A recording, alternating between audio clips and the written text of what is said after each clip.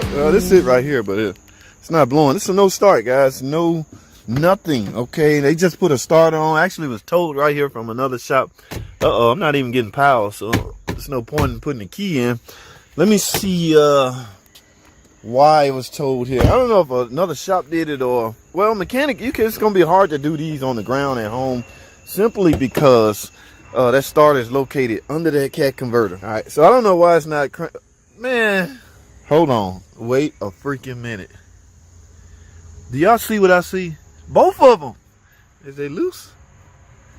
Yeah, they loose. Guys, listen to me. Oh my goodness. Now, these are the ones that's not really replaceable, right? I don't know, but get you a new battery with thicker or better posts. Battery post. A thicker battery post will cling to these battery terminals. Look at this. All right. Ooh, righty, guys. I'm sure y'all saw that hashtag short video. Yes, guys. You know what's crazy? This ain't the first time I've seen this. I've been doing this for a minute now. I have seen some weird things. Okay, I don't even call them crazy anymore. I just call them weird, because it's hard to understand what's going through people's head when they in frantic mode or they're not sure what to do. But let's talk about this. This is not a hashtag short video, it's a full video. So I think the goal was to grab a real good connection between the battery terminal and the battery post. Okay, because that was compromised due to the fact, I want to suspect this is already as tight as it's gonna get. So it's grabbing as much as it's gonna grab. All right, now also look at this. This terminal is not replaceable. Remember on the 2012s and the early built 2013s, the terminal is not replaceable. After that, they are replaceable. Okay, yes, you can just simply take the screw off right here and replace it, but this year is not. So the proper way to do this, what we used to do, what they had us doing in the dealer, they wouldn't let us cut this, guys. Y'all can say what all you want. All you got to do is cut. No, you can't do stuff like that at a big old dealership. I mean, you talking about liability and lawsuits? Get out of here. Yo, you guys kill me with y'all home remedies that think can be done at huge facilities. No, back in the day, if I saw this, I had to write up a complete engine harness. And guys would get mad at me and cuss me out in the comment. You don't have to replace, you can just cut. No, you can't just cut. You can, but you can't do it to a customer car. You can do that to your own car. Oh my goodness. So yeah, I call flack trying to explain this and such. Look, you don't have to, but the right way to do that, because they're not replaceable, is to replace the battery harness.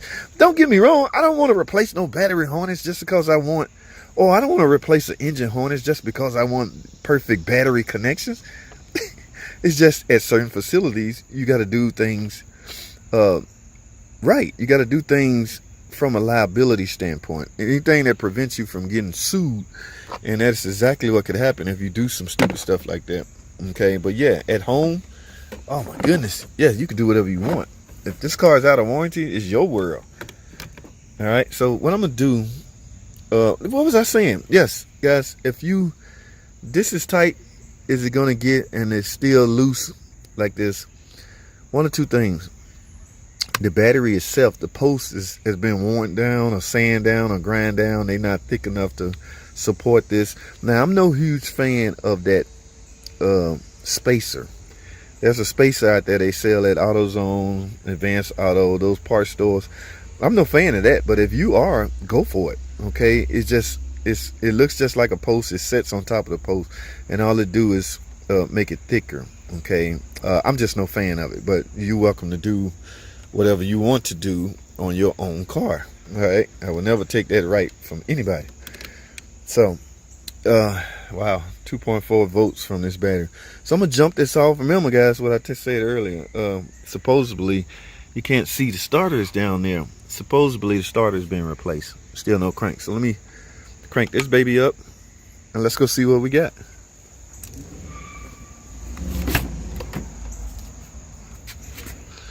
Ooh, right.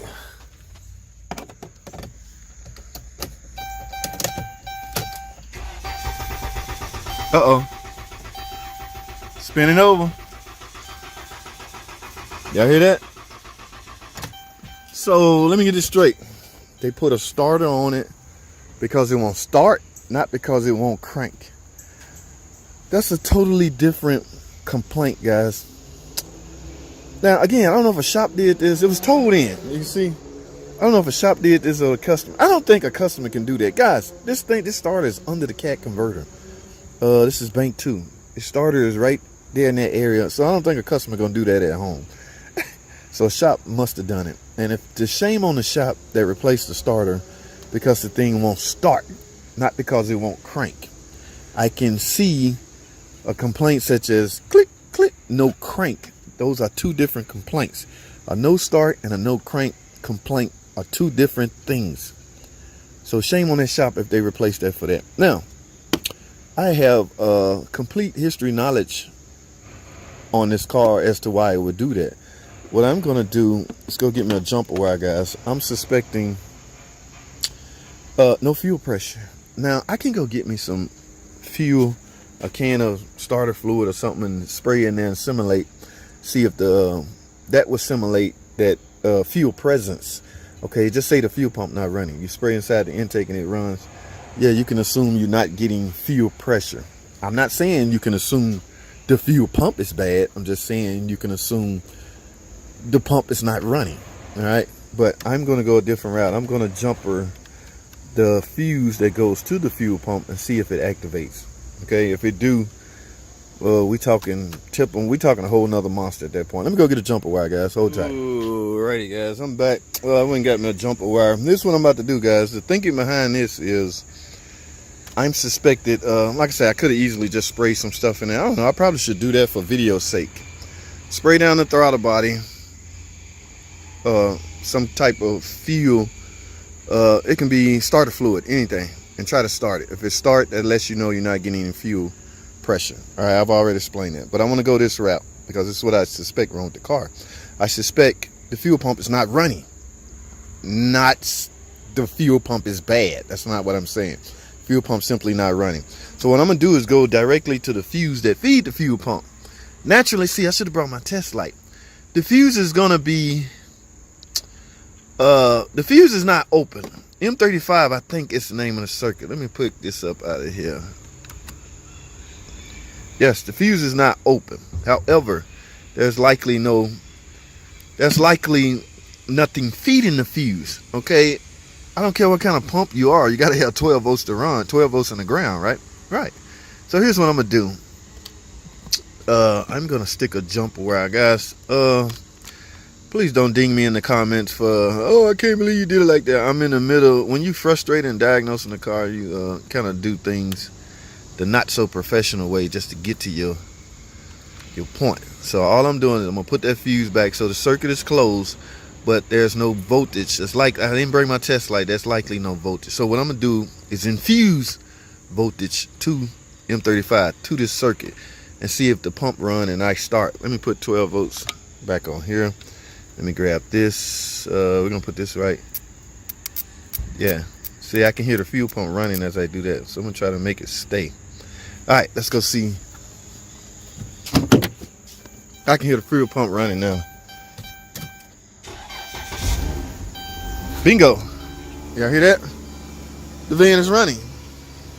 So, guys, I'm trying to make this as simplified as possible. I've seen this problem 1,000 times. So, what's going on? Internal to the fuel, to the TIPM. It's a TIPM problem. Guys, there's no external. Let me take this off. You're going to die. Y'all see that? Because I snatched away the power supply to the pump. Guys, there is no external fuel pump relay on this TIPM. The fuel pump is built on the circuit board. Okay, so what's happening is that fuel pump circuit or that fuel pump relay on the circuit board is internally failed. Now you got one or two options. You can replace this TIPM, which is the most everybody is doing. Only problem with that is the TIPM likely on back order or not available. You can't get it anymore. But you have a way around that. There's an option around that. You can install what we call you can install an external fuel pump relay, external fuel pump relay kit. All right. So that is what I'm going to recommend. First, I'm going to see is a TIPM available. If not, that doesn't mean it's the end of the world for your car. Can you get a used TIPM? Sure, but you know, you have to be some, they not all plug and play. You will have to do some configuration and things like that. And if you don't have a scan tool, you can't do that. So what I'm going to recommend, if the TIPM is not available, I don't want this poor customer to be without a van. That is torture, right? Right. So I'm going to recommend installing an external fuel pump relay kit. All right. That will eliminate the internal fuel pump relay that's on the circuit board. It has failed. You can't, it's not a typical ISO relay like this. It's built on a circuit board. It's not replaceable. You can't just pick it up out of a, you got to take the whole TIPM apart. All right, so I hope I explained that well. Now, when that kit get here, I can go over that with you or explain more in detail. I don't want to leave these videos open. In fact, I don't want to leave this video open at all. But that is the reason why the car will not start. They put a starter on it. I have no idea why. Parts cannon, y'all know the drill, how we like to dog them out. But it's not funny it's not funny because somebody's money was wasted. So now they're here, and people always want to call, I don't know, I ain't gonna get into that, but I don't know if I pop this fruit. No, it's still good. So guys, I'm done here. If they buy that kit, they really have no choice. I mean, what other option you have? You got it towed here for a reason. I'm sure the tow truck wasn't cheap. So you're gonna justify wasting, I don't know, $200 to have a car towed here just to say, no, I don't want to fix it. So yeah, they're gonna eventually probably fix it. And when they do or approve it, I'll go over the procedure with you, how to install an external fuel pump relay kit on a system utilizing this TIPM. Weird thing about it, this TIPM is used on multiple products. In fact, on a Jeep Grand Cherokee, there's a recall relating to that. We'll talk about that some more, guys. Right now, I gotta end this video, man. That's all I have, man. Thanks for watching. Comment, subscribe, and I'll see y'all in the next video. What am I gonna do about this? I gotta go. I'll figure it out. Thanks for watching. Comment, subscribe. See y'all in the next video.